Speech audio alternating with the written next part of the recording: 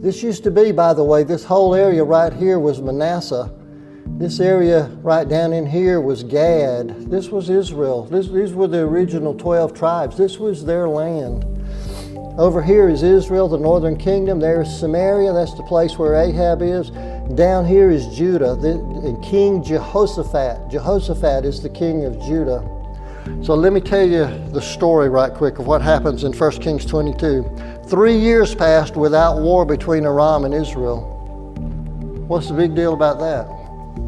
The big deal is that Ahab had 3 years, 3 years, count them, 36 months to learn something about God. And he didn't do it. He had 3 years of peace. God said, I'm going to give you 3 years. And he had access to people who could have taught him. He had access to Elijah. He had access to Micaiah, who we're going to learn about in just a second. He had access to Obadiah. Do you remember who Obadiah was? You have to go way back to 1 Kings 17 to find out that Obadiah is over the household of King Ahab. Obadiah feared God. He feared God so much that he was hiding the prophets of God right under the nose of Jezebel and Ahab, who were killing the prophets of God.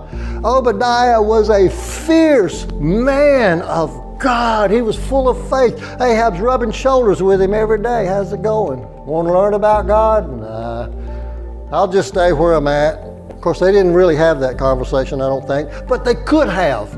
Ahab could have. He had 3 years and access to the most brilliant minds in the faith of God, and he chose not to grow.